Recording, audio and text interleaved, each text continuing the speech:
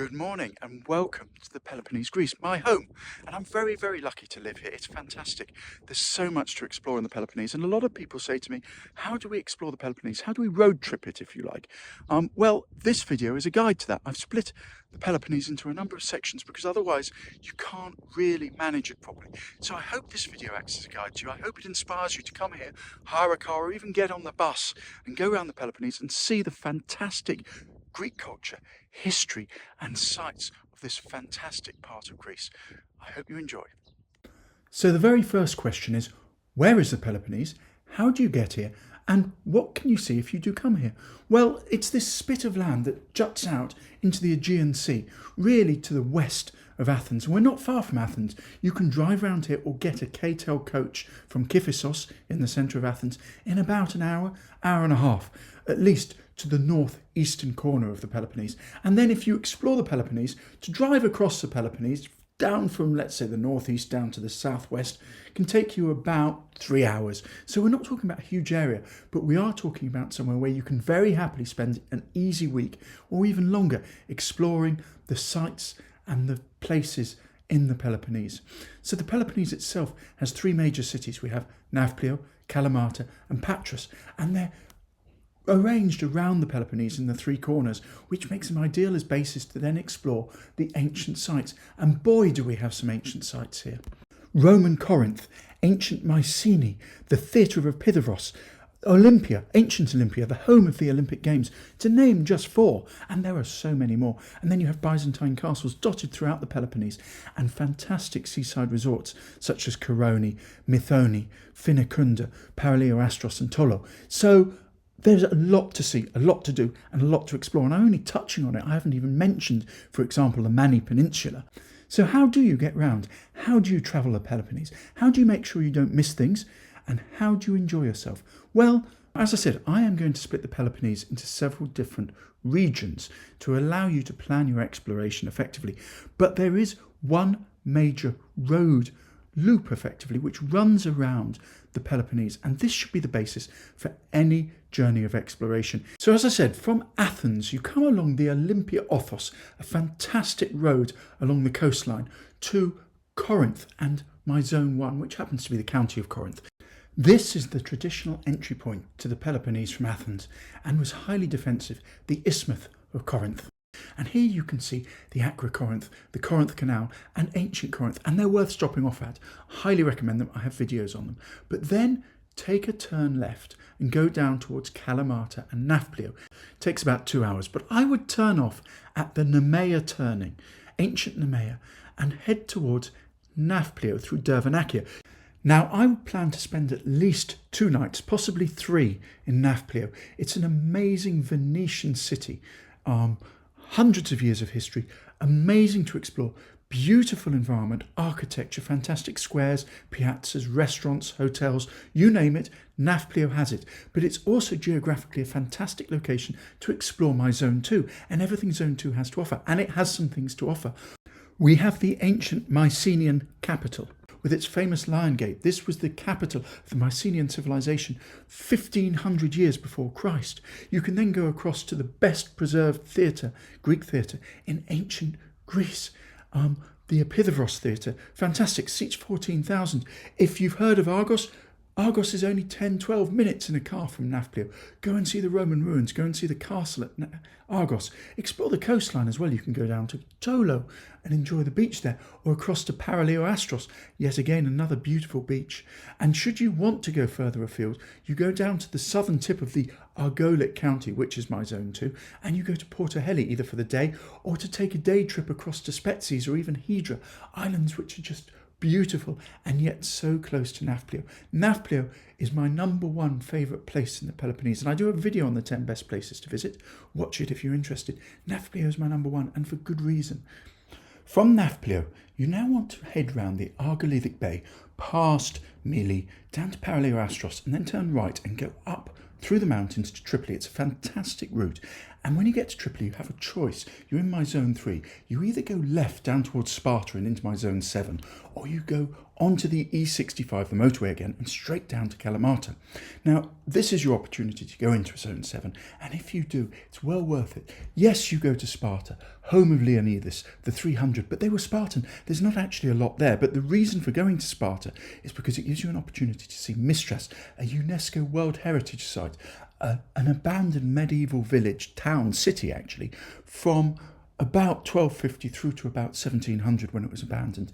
Great hike, fantastic if you're happy to climb a hill up to the castle, well worth it. And then you can go down either to Areopoli and Gytheio in the Mani Peninsula, and if you want to go all the way south to Tenaro, I would recommend it, but this is a rugged area worth exploring either in a car or on a motorbike. And then you can go across to Monemvasia, this monosyllabic rock that juts out of the sea and has this fantastic fortress at the base, and indeed abandoned on the hill as well. I would advise staying one night in Monemvasia and one night in the Mani Peninsula, but either way you then travel back up the coast towards Kalamata, and if you have a chance, stop off in Stupa for lunch before you reach Kalamata. Now, personally, I think Zone 4 is the best area on this map. You start off in Kalamata, second largest city in the Peloponnese. Spend a night, minimum. You've got beaches, you've got commercial areas, you've got fantastic seafront, all of which you can explore. And you can happily spend a day or two here. Great restaurants, great hotels. And then you have a choice. You either go straight across to Pylos, or you go down south along the southwest coastal road of the Peloponnese. I would take this route and go to Koroni, spend a night in Koroni, fantastic place, then go along to Finakunda, go to Methoni, the best castle, in my opinion, in the Peloponnese. And all of these places have amazing beaches that you can stop off at. You can relax. This is the place to chill. This is a place where you slow down. If you're in an RV, you spend a month here, in my opinion. And then you go up to Pylos, the gem of the Peloponnese, really, the Costa Navarino. Yes, you have extremely expensive golf resort hotels here, but you also have the best beaches that you can possibly imagine and explore here. So Zone 4 for me has it all, and this is where you slow down, this is where you take your time, you enjoy the beach, you enjoy the seaside, and you explore Kalamata. So you now head up the west coast of the Peloponnese along a fantastic road that goes all the way up to the north to Patras. But the first stop off is Kalonero, and there are two reasons for stopping here. Firstly, you can go right to ancient Messene, which in my opinion is the best site in the Peloponnese. It's unknown. It's a city that was founded in 372 BC, and it's just brilliant. If you have a chance, pop over, explore it for half a day. But at Kalonero, you begin to see the beauty of the west coast. This beach here, and it runs for 40 kilometres all the way north up the west coast of the Peloponnese. It's beautiful, unspoilt. It's perfect RV land, I have to say. You can stop off. There are little homestays, there are small boutique hotels. There's nothing developed here. And it takes you all the way up past ancient Olympia. And I would highly recommend, if this is your sort of thing, spending a day or two just enjoying the beach. There are some developed sections, but we're not talking about big hotels. We're not talking about anything other than a sunbed on an incredibly special beach. So continuing up the west coast and heading 15 kilometres inland, we come to ancient Olympia, an absolute must-visit site in the Peloponnese. This is the home of the Olympic Games, where it all started in 776 BC, and where there was a temple of Zeus with one of the seven wonders of the world, the statue of Zeus made of gold and ivory. And this place is just amazing to explore. You need half a day here. There are hotels. It's a bit of a Disneyland around it. It's very nice to explore, but this is one you have to visit on your way up the west coast. It's a reason to go up the west coast, and I highly advise half a day as an absolute minimum just to explore. The museum itself is the best in the Peloponnese and outside Athens. Breathtakingly stunning. I can't recommend it highly enough. I would now continue up the coast towards Patras, stopping off and exploring as you go. You can stop at Cheli, the port that takes you to the Ionian Islands, for example, Zakynthos, or Kefalonia, or even Corfu, but continue up to Patras, the main city in the Peloponnese. Not your obvious tourist destination. Yes, there's a ferry port. Yes, you can go to places like Corfu and Kefalonia, but Patras has a lot to offer. It was a Roman city. It has the carnival in February, March, and It's just a brilliant place. It's a university town. It's got about 180,000 people.